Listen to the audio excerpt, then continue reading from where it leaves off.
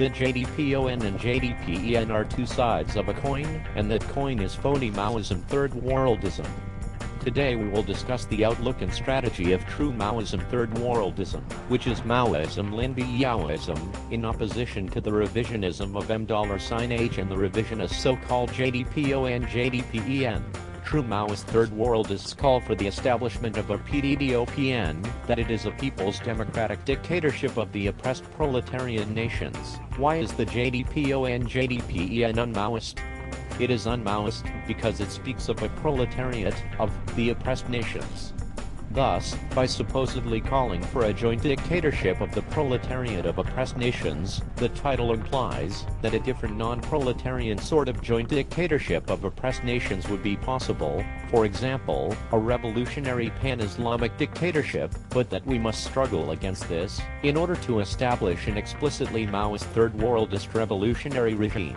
While true Maoist third worldists support every Islamic fundamentalist initiative against $A imperialism, the revisionism of $H and JDPON JDPEN begs the question of whether Maoism third worldism is necessary at all, if, as it claims, an Islamic revolution is also capable of realizing the revolutionary global people's war and bringing it to fruition, which is victory over the white labor aristocratic bourgeoisie of the global north and the settler states is $Rail and Oz $Tralia.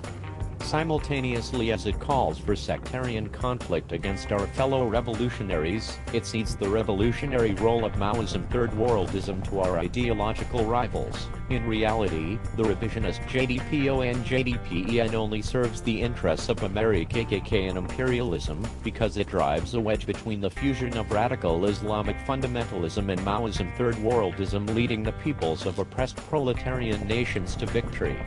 There are historical examples of such collaboration, for example the United Front between Maoists and Islamic revolutionaries in Afghanistan who defeated Soviet Bolshevik revisionism. Here is what some so-called Maoist third worldists do not understand.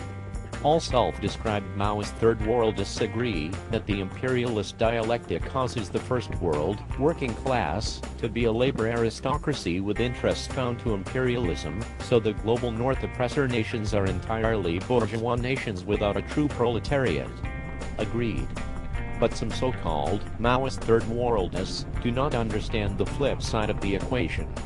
The imperialist dialectic also causes the bourgeoisie of oppressed nations to be in opposition to imperialism, and thus patriotic capitalists will have shared interests with the proletariat, which is waging global revolutionary people's war to establish new democracy followed by socialist construction.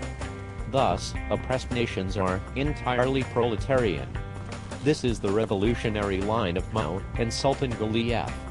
This is why we call for a people's democratic dictatorship of oppressed, proletarian nations, rather than a right-wing revisionist fascist so-called joint dictatorship of the so-called proletariat of oppressed nations, as if there were any other class in those nations capable of waging global people's war. Mao and Lin Biao taught us that the greatest enemy is modern revisionism.